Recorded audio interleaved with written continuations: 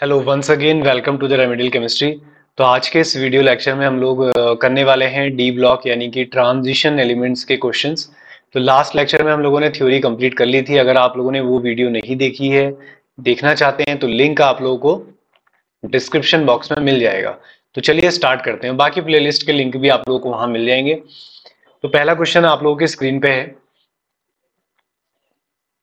Transition metals in their compounds shows. तो जो transition elements होते हैं वो क्या बनाते हैं? वो आयनिक कंपाउंड्स भी बनाते हैं, वो कोवेलेंट कंपाउंड्स भी बनाते हैं। तो option C is the right answer. Ionic compound, जैसे मैं एग्जांपल दूं आप लोगों को, कोवेलेंट कंपाउंड के बारे में बात करें तो जैसे AgCN, ठीक है। और AgCl की बात करें तो वो क्या है? एक आयनिक कंपाउंड है। तो ये आयनिक है और ये कैसा है? एक कोवेलेंट कंपाउंड है। तो ये आयनिक और कोवेलेंट दोनों ही बनाते हैं। नेक्स्ट है, which of the following metal ion is not which of the following metal ion is not coloured. तो कलर्ड के लिए क्या देखने होते हैं हमें? Unpaired electron. तो जब आप चेक करेंगे, मैं डायरेक्ट आंसर को बता रहा हूं, ठीक है। तो जिंक का एटॉमिक नंबर 30 होता है। तो आप कॉन्फ़िगरेशन जब लिखेंगे 3d10 4s2, डायरेक्ट कैसे लिखते हैं मैंने सिखाया हुआ है। तो 2 इलेक्ट्रॉन निकाल दोगे तो s में इलेक्ट्रॉन कितने हो जाएंगे? 0। तो d पूरा भरा हुआ है, तो वहां पे कोई भी अनपेयर्ड यानी कि सिंगल इलेक्ट्रॉन प्रेजेंट नहीं होगा। उसके बाद क्वेश्चन नंबर थर्ड है। क्वेश्चन नंबर थर्ड हमें बता रहा है मैग्नेटिक मोमेंट के बारे में। तो इसका फॉर्मूला आप लोगों को याद होगा, √NN+2। फिर है percentage of gold in fools gold. तो फूल्स गोल्ड में कोई भी परसेंटेज गोल्ड का नहीं होता है, तो आंसर है 0। बेसिकली ये आयरन और कॉपर का मिक्सचर होता है, ठीक है। कॉपर पायराइड या आयरन पायराइड इसे कहा जाता है। फिर है question number 5, mercury forms amalgam with all except. Amalgam क्या होता है? मरकरी का किसी मेटल के साथ मिक्सचर क्या कहलाता है? अमलगम। जैसे सोडियम के साथ सोडियम अमलगम, जिंक के साथ जिंक अमलगम, एल्यूमिनियम अमलगम। लेकिन आयरन कभी भी अमलगम फॉर्म नहीं करता है। तो ये वाला आपका सही आंसर है। उसके बाद क्वेश्चन नंबर 6 पे आते हैं।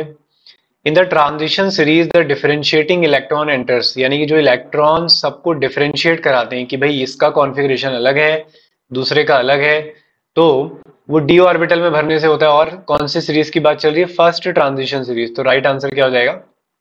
सी। फिर है choose the correct statement. Transition element have low melting point. गलत। मेल्टिंग पॉइंट हाई होते हैं due to presence of unpaired electron. Transition element do not have catalytic property. तो बहुत अच्छे कैटलिस्ट होते हैं। Transition element exhibit variable oxidation states. तो ये बिल्कुल सही आंसर है कि ये वेरिएबल ऑक्सीडेशन स्टेट दिखाते हैं। और ये वाला भी गलत है। इनर्ट पेयर इफेक्ट तो पी ब्लॉक में देखने को मिलता है, यहाँ तो शील्डिंग इफेक्ट लगता है। Next, number of electron present in outer most of Fe atom. तो Fe का एटॉमिक नंबर जानते हैं आप लोग कितना होता है? 26। तो 26 हो गया, तो 3d6 4s2। तो आउटर मोस्ट ऑर्बिट कहाँ है? तो आउटर मोस्ट ऑर्बिट कौन सा होगा? फोर्थ वाला, क्योंकि थर्ड शेल पीछे होगा, फोर्थ शेल आगे होगा। कितने इलेक्ट्रॉन है फिर इसमें?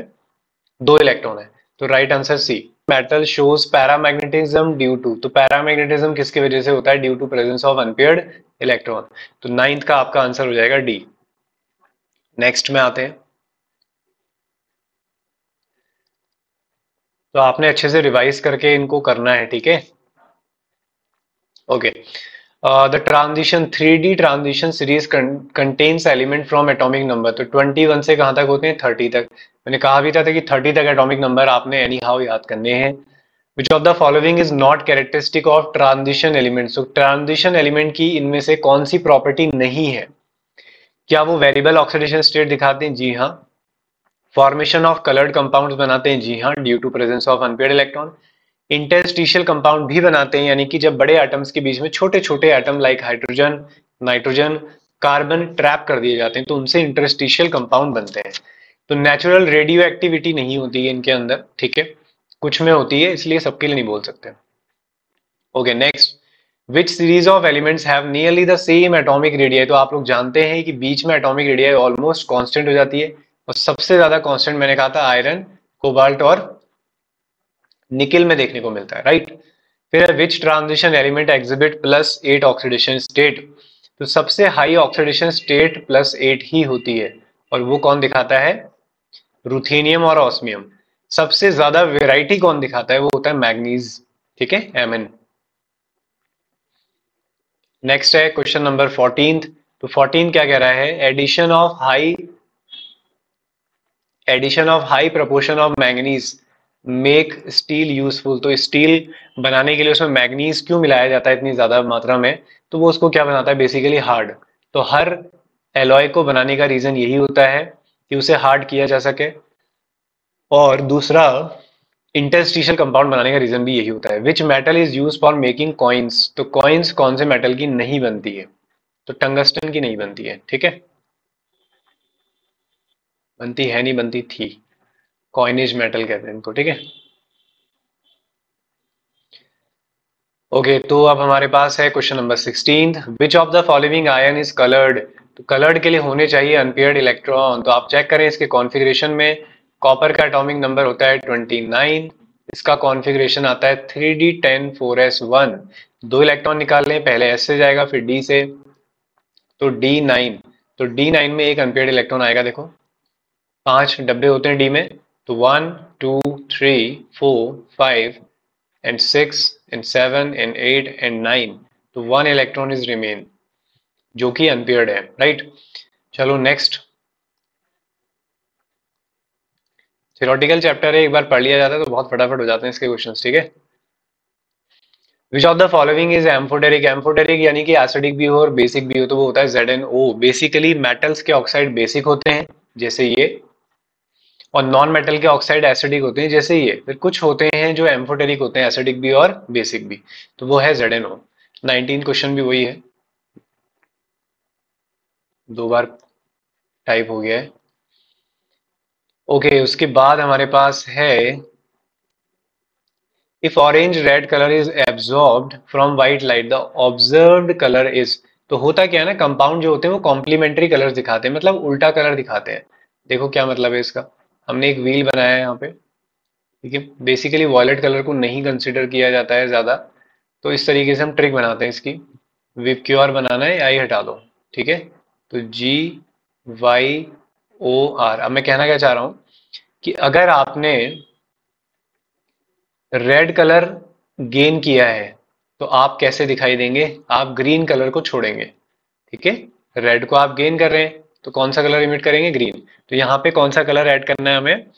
ऑरेंज रेड मिक्स है ये, ऑरेंज रेड ग्रीन करोगे तो कैसे दिखाई दोगे?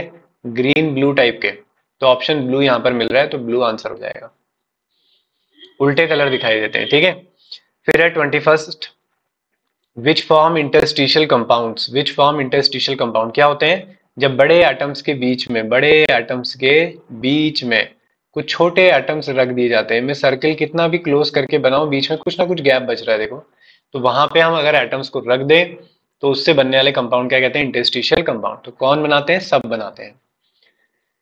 The iron obtain from the blast furnace, जिसको वात्या भट्टी कहते थे, तो इससे बनने वाला जो आयरन जिस क्वालिटी में मिलता है उसे पिग आयरन बोलते हैं। इसमें कार्बन का प्रतिशत 4% होता है, ठीक है।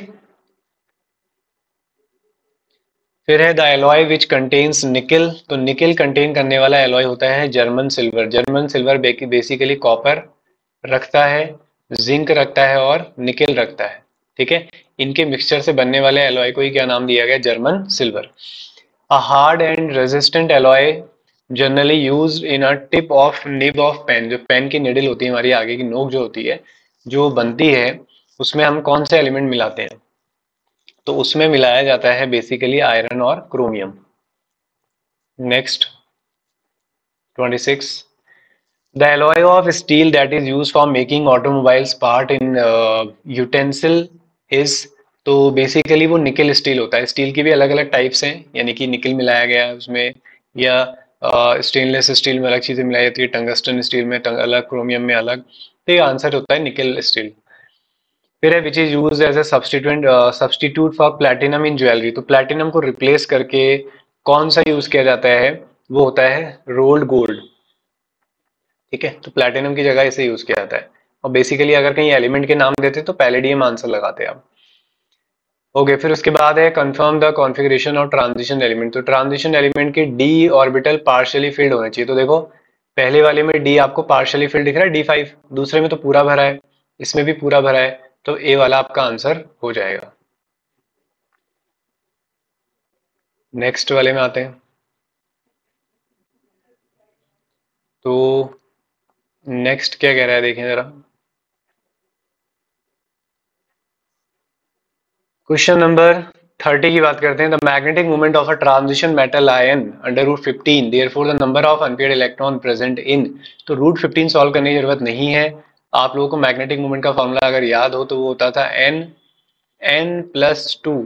तो इसमें रख के देखो आप n की वैल्यूज किससे आपका रूट 15 आ रहा है। तो इसमें 3 रख के देखेंगे अगर आप, तो 3 और ये 2 5, 5 3 15, ये आ जाएगा। चेक कर लो कैसे रख के, ठीक है। Which is not true in case of transition metal. तो ट्रांजिशन मेटल के लिए कौन सी बात सही नहीं है। दे मेलेबल इन टेक्टाइल, मतलब पीट सकते हैं, पतली चादर बना सकते हैं, बिल्कुल।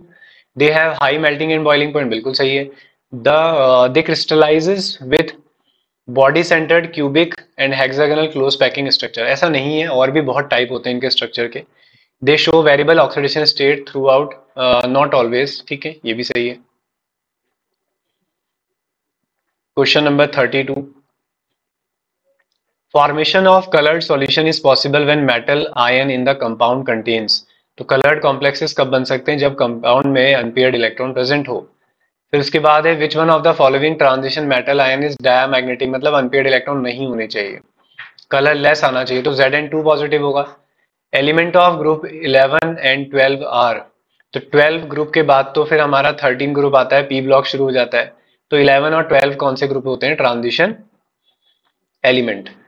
उसके बाद है हार्ड स्टील, कहाँ गया, हार्ड स्टील कंटेन्स, तो ये होता है बी, ये याद रखने वाला, ठीक है। 0.6 से 1.5% उसमें कार्बन होता है। Silver is the best conductor of electricity. वैसे तो सभी अच्छे हैं इसमें, लेकिन सिल्वर सबसे ज्यादा अच्छा होता है इसमें इलेक्ट्रिसिटी कंडक्ट करने के लिए। Which of the following electronic configuration present the maximum magnetic moment. जितने ज्यादा अनपेयर्ड इलेक्ट्रॉन होंगे वो उतना ही ज्यादा पैरामैग्नेटिज्म शो कर रहा होगा। फॉर एग्जाम्पल मैं चेक करके बताऊं, D3 में तो सीधी सी बात है 3 अनपेयर्ड इलेक्ट्रॉन है, D2 में 2 अनपेयर्ड इलेक्ट्रॉन है, बचा D8 और D6 को चेक करते हैं। तो 1 2 3 4 5 6 7 8, कितने अनपेयर्ड इलेक्ट्रॉन आ रहे हैं, 2। अब D6 में चेक करो, D6 में आ जाएंगे 4। तो 1 2 3 4 5 और ये 6, 4 अनपेयर्ड इलेक्ट्रॉन, तो सबसे ज्यादा मैग्नेटिज्म ये दिखाएगा। Select the incorrect statement about transition metals. The last electron enters in d orbital, ऐसा नहीं है। ट्रांजिशन एलिमेंट थोड़ी बोलते हैं उनको, तो डी ब्लॉक एलिमेंट बोलते हैं जिनमें लास्ट इलेक्ट्रॉन डी में जाए। ट्रांजिशन एलिमेंट तो वो होते हैं जिनका डी ऑर्बिटल पार्शियली फिल्ड होगा, ठीक है। तो यही वाला इनकरेक्ट है। तो बस क्वेश्चन हमारे फिनिश होने वाले हैं। आखिरी 2 सवाल। Which of the following type of metal from the most efficient catalyst. तो कौन से हैं इसमें जो अच्छे कैटलिस्ट की तरह यूज करते हैं, ट्रांजिशन एलिमेंट, क्योंकि वेरिएबल ऑक्सीडेशन स्टेट दिखाते हैं, सरफेस एरिया प्रोवाइड करते हैं। Zn2 पॉजिटिव, 3 क्वेश्चन आ गए हैं इसी में, ठीक है। Zn2 पॉजिटिव में कोई भी अनपेयर्ड इलेक्ट्रॉन नहीं होता, इसलिए उसका मैग्नेटिक मोमेंट भी क्या होगा, 0 होगा। क्लियर हुआ। तो यही क्वेश्चंस आप लोगों ने बनाने हैं। तो बहुत सिलेक्ट करके मैंने क्वेश्चन छाड़ दिए, जितने भी टॉपिक्स पढ़ाए हैं वो सारे इसमें यूज हो जाएंगे। तो टॉपिक पढ़े हमेशा जैसे चल रहे हैं सीक्वेंस लेक्चरों के, पहले थियोरी कंप्लीट करें, नोट्स बना लें उसके, बिल्कुल समराइज नोट्स हैं, बहुत ज़्यादा कोई थ्योरी नहीं है, कोई बहुत ज़्यादा फालतू की चीज़ें नहीं है, प्रिसाइज नोट है, एकदम कंसाइज वे में दिया गया है। उसके बाद ये क्वेश्चंस कर लो, बस हो जाना है इतना। तो जब तक ये सारी चीज़ें इस तरीके से आप ना कर लें, तब तक कुछ एक्स्ट्रा चीज़ों के पीछे मत भागो, क्योंकि और भी चीज़ें कवर करनी है, थोड़ा सा दिमाग लगाना है, स्ट्रैटेजी के साथ चले। तो चलिए मिलते हैं नेक्स्ट वीडियो में। और अगर चैनल पे नए हैं तो उसे सब्सक्राइब कर लो। ऑलरेडी बहुत सारे लेक्चर्स अपलोड हो चुके हैं और सारा ही कंटेंट यहाँ पर हम फ्री में कवर करेंगे। तो मिलते हैं नेक्स्ट वीडियो में। Thank you very much for watching the video.